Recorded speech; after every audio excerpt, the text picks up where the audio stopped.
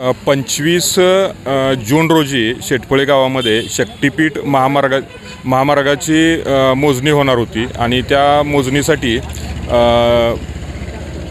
विटा विभागीय प्रांत जे आहेत ते तिथं आलेले होते। त्या टायमाला संपूर्ण शेटफळे गावातील शेतकरी तिथं उपस्थित होते आणि त्या शेतकऱ्यांना त्यांनी पहिल्यांदा सांगितलं की जो शेतकरी स्वतःहून जमीन देईल प्रकल्पाला तर त्याला 5% मोबदला दिला जाईल, मतलब 5 पटीनं मोबदला दिला जाईल आणि जे देणार नाही ती त्यांना 4 पट मोबदला दिला जाईल।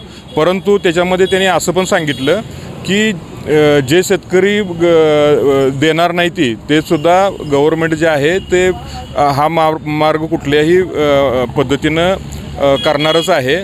त्यामुळे त्यांच्याही ह्याच्यामध्ये जबरदस्तीनं त्यांचे भूमी संपादन केलं जाईल।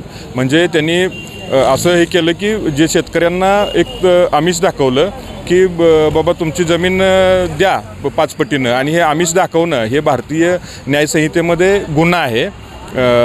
आणि धमकी देणं की बाबा तुम्ही नाही जमीन दिली तरी पण तुमच्यावर आम्ही गुन्हे दाखल करू, तर हा पण धमकी देणं हा पण गुन्हा आहे। म्हणून जे प्रांताधिकारी विटा आहेत विक्रांत बांदल यांच्या विरोधात आज आम्ही आटपाडी पोलीस ठाण्यामध्ये लेखी अर्ज दिलेला आहे की त्यांच्यावरती भारतीय न्यायसंहितेच्या विविध कलमांतर्गत गुन्हा दाखल व्हावा म्हणून।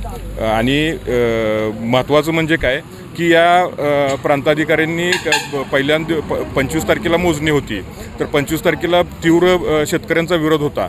जर तीव्र विरोध होता तरी तो विरोध न जुमानता त्यांनी मोजणी करण्याचा तिथं प्रयत्न केला आणि 25 तारीख होऊन गेल्यानंतर सुद्धा 26-27 तारखेला सुद्धा त्यांनी बेकायदेशीरपणे जे आहे तिथं शेतकऱ्यांच्या शेतांची मोजणी केली। त्याचबरोबर यांनी जो आहे बेकायदेशीरपणे शासकीय मशिनरीचा दुरुपयोग करून जे पोलीस प्रोटेक्शन घेतलं तेही जे आहे सर्वसामान्य इथं माणूस जेव्हा तक्रार द्यायला येतो त्याची तक्रारसुद्धा दाखल करून घेतली जात नाही।